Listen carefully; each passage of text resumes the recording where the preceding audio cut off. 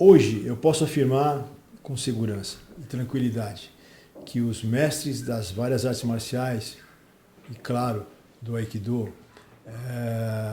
podem trabalhar tranquilamente nas suas academias, não tem que temer absolutamente nada em termos de interferência dos conselhos de educação física, com tranquilidade.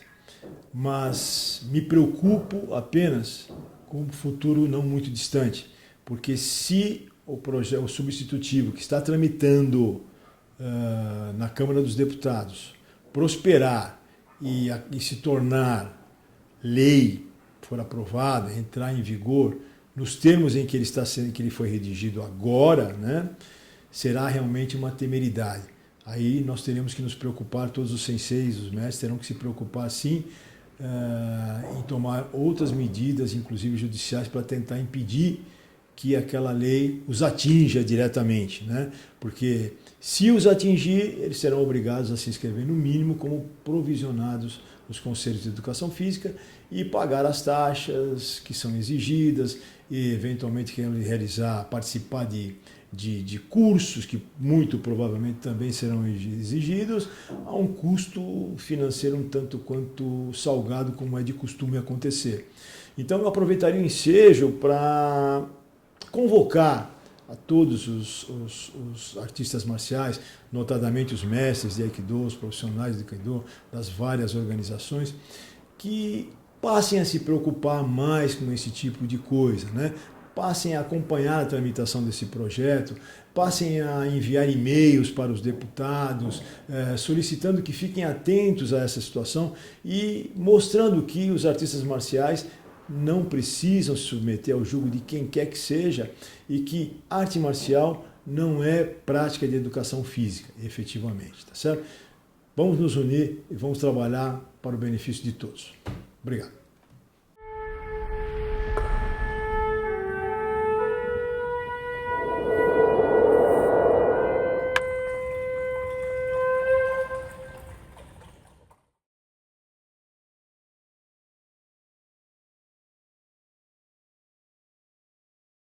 Entende-se como arte marcial, esse é substitutivo, né?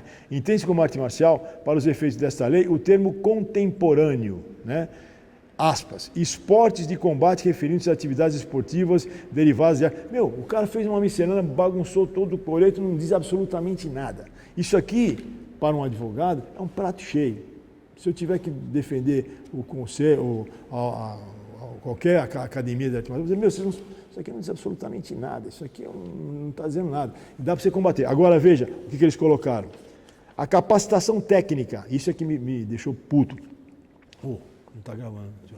A capacitação técnica para o exercício profissional de atividade como instrutor, técnico ou professor será obtida por meio de cursos de formação em educação física, tá? Textualmente, promovido por instituições de ensino devidamente reconhecidas pelo Ministério da Educação. Aí mais para frente, eu até sublinhei aqui para não...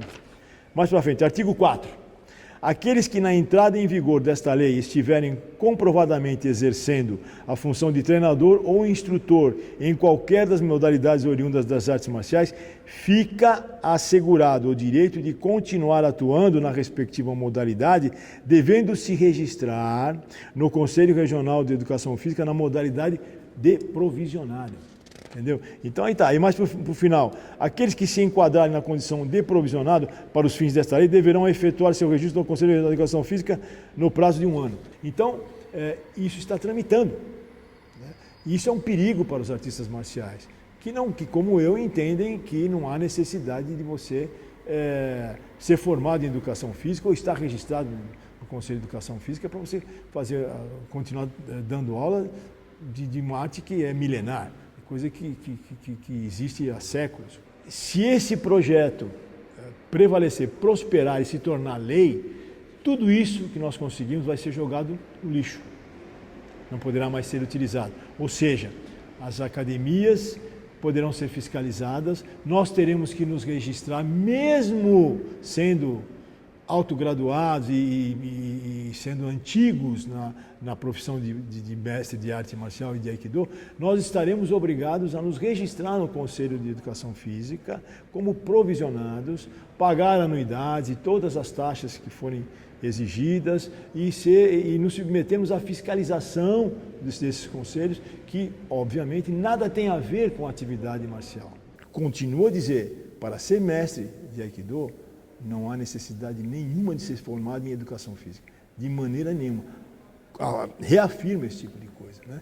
Tenho plena certeza do que eu estou dizendo, né? Então, tranquilamente, não há necessidade nenhuma disso. Claro, se puder trazer esse benefício, sem me obrigar a pagar absolutamente nada em registro ou coisa nenhuma, isso é reserva de mercado no meu ponto de vista, é pura reserva de mercado, eu não preciso pagar absolutamente nada. Até porque, recíproca, vamos falar ao contrário, vamos dizer outro lado, assim. Tudo bem, o que você sabe da minha arte marcial? O que você conhece? Qual é a técnica que você sabe? O que você treinou para poder dizer, olha, aqui está errado, aqui está certo, né? Essa torção vai causar não sei o quê, ou não se pode torcer assim. Então se eu não posso fazer a torção que vai causar a lesão, eu vou fazer outra coisa, não a arte marcial. Concorda? Notadamente o Aikido, que trabalha muita torção, né? Claro, o que eu tenho que fazer antes? Aquecer as articulações para evitar a lesão. Vai acontecer? Muito provavelmente acontece. É uma contingência da prática da arte marcial. Né? Eu não estou jogando xadrez, eu não estou sentado jogando xadrez, né? Que também é uma atividade física, segundo o Conselho de Educação Física. Não é piada não, não é piada não. E foram atrás das organizações isso está documentado, não é piada não. Xadrez não é atividade física. Eu diria que a parte física propriamente dita da prática da arte marcial, ela não estaria num primeiro plano. No meu ponto de vista, um artista marcial, em termos bastante abrangentes, é aquela pessoa que aprendeu técnicas, né? Em princípio técnicas de autodefesa, no começo é assim, técnicas, a própria denominação marcial, de guerra. Né? Então, eram movimentos que eram utilizados antigamente, nos primórdios, né? Para defender, os povos se defenderem. Né? Isso é básico. Aí a coisa começou, por exemplo, lá na Índia, depois passou pela China, Japão e daí se espalhou pelo resto do mundo, com a denominação de arte marcial. Mas eram técnicas de sobrevivência que eram utilizadas, né? Em guerras, em conflitos, essa coisa toda. Que, na medida em que o tempo foi mudando, as pessoas foram se civilizando, digamos assim, melhor, foram deixadas, foi deixado de serem utilizadas para esse fim. Praticante de arte marcial é aquela pessoa que se preocupa, né, digamos assim, num primeiro momento, em se defender. A primeira coisa que vem à mente da pessoa, vou aprender uma arte marcial para aprender a me defender. A ideia é essa. Pelo menos para mim, comigo foi assim, né? Comecei no judô, depois passei por Aikido, fiz um pouco de capoeira e tal. E o meu, em princípio, essa era a ideia. Eu confesso que até hoje não deixei muito essa ideia para trás, mas assim, é meu, né? Esse é meu. Mas assim, claro, os aspectos filosóficos das artes marciais são fantásticos. Isso é inegável, não tem dúvida nenhuma. A questão do respeito ao próximo, sem dúvida nenhuma. A sociabilização das pessoas, formação de grupos de pessoas com o mesmo objetivo, né? Um objetivo legal, lícito, essa coisa toda, a saúde mental das pessoas, o equilíbrio mental, a arte marcial é fantástica para esse tipo de coisa, não tem a menor dúvida, né? A própria, no caso do Aikido, a circularidade dos movimentos, circular o sangue no corpo, aquela coisa toda tal, e claro, os aspectos físicos, os benefícios físicos que o Aikido traz, né? Então isso sem dúvida nenhuma, não vejo, para mim, basicamente, seria esse o contorno, o conceitual do artista marcial, daquela pessoa que procura a prática da arte marcial. Esse tipo de aquecimento, né, a gente faz religiosamente, que exatamente nesse sentido, Kotega Eshe, pressiona aqui, o quê? Para evitar que quando essas técnicas forem aplicadas, você se lesione. Basicamente é isso, entendeu? Então, isso vem de, sei lá, séculos, aí, sei lá, né?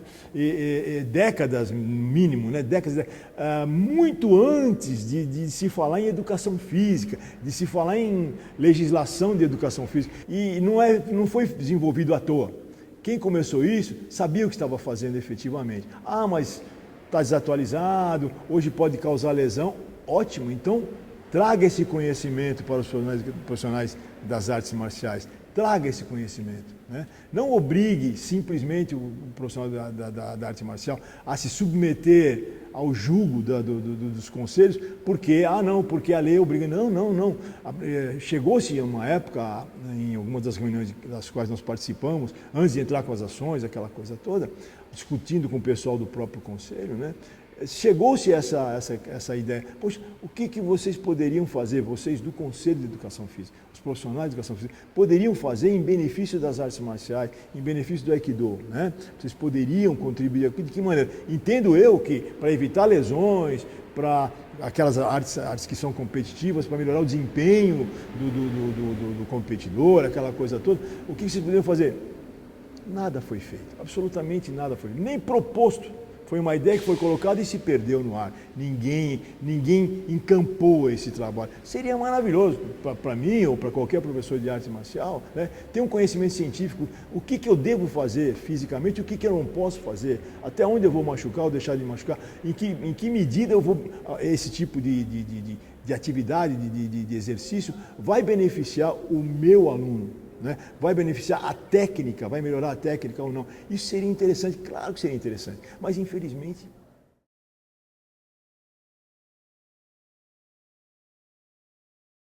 Bom, em linhas gerais, a lei de regência do Conselho de Educação Física, que é de 1998, né, ela previa que, obviamente, né, a atividade física, o desenvolvimento, enfim, a elaboração, a preparação e a fiscalização das atividades físicas, da prática das atividades físicas em geral, seriam atividades privativas do profissional da educação física, ou seja, aquele que fez faculdade de educação física, formou-se em educação física e daria aula de educação física, enfim, é privativo, a atividade física é privativa, mas é um termo extremamente abrangente, bastante abrangente. Então, mas com base nessa legislação, tá certo? Entenderam que deveriam interferir na prática das artes marciais, dança e yoga naquela época. A partir de 2001 começaram a pressionar muitas academias de Aikido, por exemplo, academias, enfim, das artes marciais em geral, no sentido de que elas se submetessem à fiscalização do Conselho de Educação Física, inscrevessem seus alunos no Conselho Regional de Educação Física, nos conselhos regionais, pagassem as taxas de registro e anuidades e demais taxas, ou ingressassem como provisionados para poderem exercer a atividade de profissionais das artes marciais. Ou seja, para que pudessem dar aula e possuir academia de arte marcial, eles teriam que ter o registro no Conselho, seja como profissionais de educação física formados pelas faculdades de educação física, seja como profissionais das artes marciais provisionados pelo Conselho de Educação Física. Essa, em linhas gerais, é a situação. Eu acho que ninguém foi consultado. Simplesmente eles comunicaram. Vai ser assim. Nós recebemos um comunicado, né, e uma cópia, um modelo de convênio. Esse convênio previa o quê? Que a Federação Paulista de Aikido, no nosso caso a FEPAI, deveria espontaneamente, tá certo? Promover cursos juntamente com o Conselho, tá certo? De adaptação dos seus filiados, para exigir que seus filiados, que já dessem aula, por exemplo, eles se registrassem nos conselhos, ou como provisionados ou não, ou participassem desses cursos, e esses cursos dariam essa condição a essas pessoas, esses alunos ou esses professores de faixas pretas, de registrarem-se nos conselhos como provisionados e poder continuar exercendo a sua atividade, dando aulas, enfim, livremente, mas isso tinha que ser espontaneamente assinado pela federação. Como eu sou advogado e era na época já assessor jurídico da Federação Paulista de Aikido, né? Além de ser, ainda era vice-presidente também, o que eu fiz? Analisei a questão, analisei a legislação e respondi ao Conselho dizendo que não, agradecia o convite, mas que nós não faríamos esse tipo de coisa porque não éramos obrigados, a lei não nos obrigava a fazer isso. Muito menos espontaneamente, não faríamos isso. E com base nisso aí, estudamos, fizemos aquela reunião com todos os dirigentes das demais organizações do Aikido em São Paulo, convocamos todos, fizemos uma reunião, e apenas a FEPAI, que é a Federação Paulista de Aikido, e o Instituto Takemuso é que resolveram entrar com a ação efetivamente. Aí eu patrocinei essa causa e aí conseguimos que o Conselho ficasse longe da nossa atividade. O Tribunal Regional Federal de São Paulo, da terceira região, por unanimidade de votos, determinou que o Conselho de Educação Física do Estado de São Paulo não interferisse no Aikido de maneira nenhuma em qualquer academia, entidade que praticasse Aikido, não poderia exigir registro, não poderia exigir pagamento de taxas e sequer fiscalizar, nem passar perto. É o que vem acontecendo até hoje. Estamos garantidos, o Aikido em geral, as academias do Aikido em geral, mesmo aquelas que não entraram com ação, todas se beneficiaram em função dessa nossa vitória. Certo? E essa decisão já transitou em julgado, evidentemente, não cabe mais recurso, e ela continua em vigor até hoje. Então, nós podemos concluir de tudo isso que eu expus aí a você, que hoje as academias de Aikido, todas, sejam aqui do Estado de São Paulo, inclusive as de fora do Estado de São Paulo, no Brasil todo em geral, conseguem trabalhar sem serem importunadas por fiscais do Conselho de Educação Física de qualquer estado, em razão disso, em razão dessas decisões, decisão como essa que nós conseguimos, confirmada pelo Tribunal Regional Federal e da terceira região, que está em pleno vigor. Assim, se alguém entrar na academia, qualquer pessoa de Aikido, é só exibir essa decisão que a gente já espalhou para tudo quanto é lado aí, mas é só exibir ou mencionar ou tal, entrar em contato com a gente, nós tomamos as medidas judiciais cabíveis para impedir que isso aconteça.